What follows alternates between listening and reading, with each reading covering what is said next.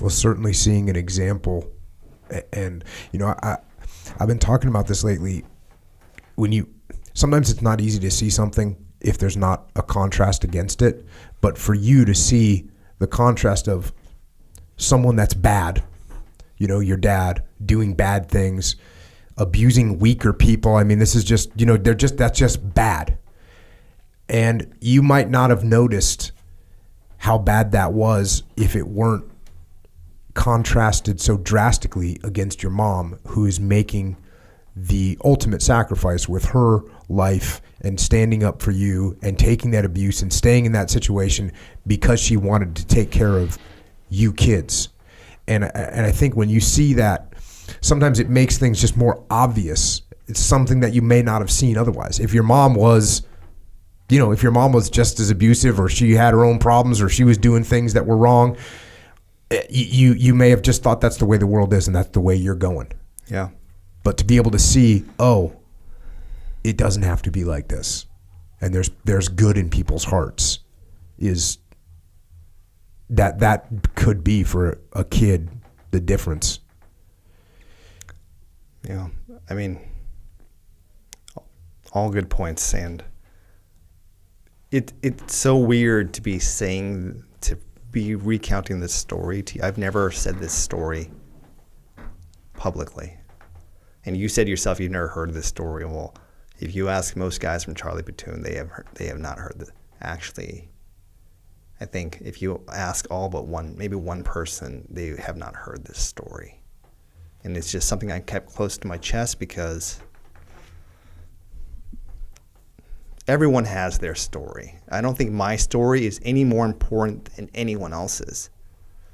And we talked a little bit before this podcast, but I'm a little at unease, and still am, about being on a podcast like this, because it's so, I don't want to say it's contrary to my beliefs, but it just requires being extra thoughtful. And I think that creed we all swore to not advertise and promote the nature of our work and never seek recognition for that. And I take that creed to heart. So it's weird for me to be recounting this story publicly, and if it was up to me, I'd keep it close to the chest for all my days. But as I've grown older, I've come to realize that there is value for other people. I'm not the only person in this situation, and frankly, there are people in way worse situations than I was in, who are still in it. For them to know that you can be born with bad cards. You don't need to have it all, but you have a choice and the power to craft your own destiny, your own path. And for that reason, I think it is less important that I keep stuff like this close to my chest, and that's why I'm sharing it with you. Well, that's one of the very reasons why this podcast even exists, is for people to learn what other people go through, that they're not alone, that things could be worse for them, they could get better. I mean, that's so exactly what you said is the exact reason why sharing that story is absolutely important, because people can learn from it. People can get over their own things that they're facing because they know that someone else did it. I mean, how powerful is it? You hear the story all the time about the first guy, Bannister broke the 4-mile timed, or the 4-minute mile. No one thought it was possible. Once he did it, all kinds of people did it. So just knowing that someone like you can go from this horrible place and do what you've done, yeah, that's huge. Did these events, as they unfolded, impact your decision to join the Navy? And at what point did you go down to the recruiter and sign up?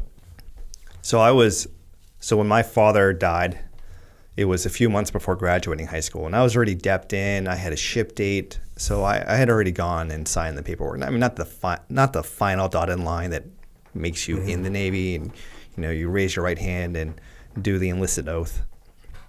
But my mind was set. I mean, my mind was set a week after Keith Blum told me what a Navy SEAL was back when I was 16.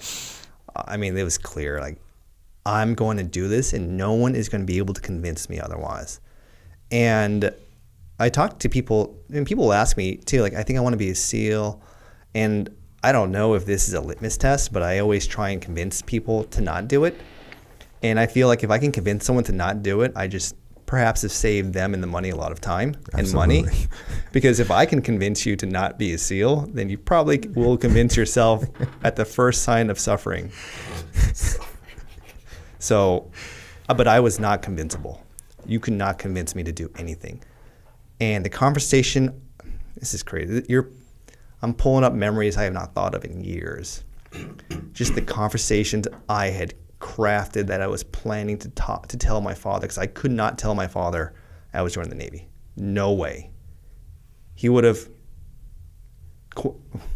he may have quite literally killed me.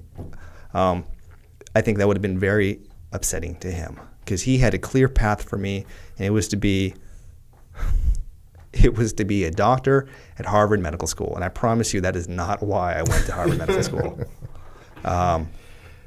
But it was to do that. And for me, I was like, there's no way I'm going to do that. I'm not going to live your dream. I don't want to be a doctor. I don't want to go to an Ivy League school.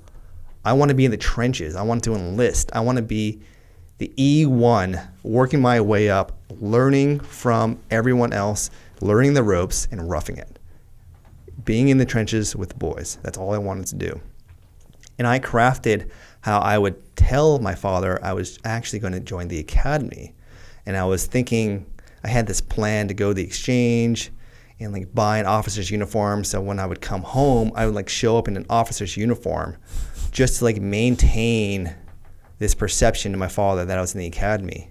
And these were like the ropes, the extent that I had planned, because I was so afraid to tell my father.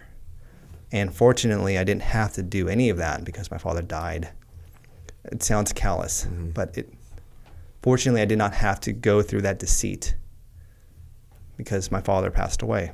And I don't mean to paint my father in a bad light, really. I love my father. I do. I could not have said that. I was unable to say those words for a very long time. But I do love my father, and I understand he was human and fell to sin and his demons. He just didn't have the clarity and the tools to deal with that, and I forgive him for that. So I don't mean to paint my father in a bad light. And as I said before, I would not trade those experiences for anything because they were formative, and everything I am today started with that darkness.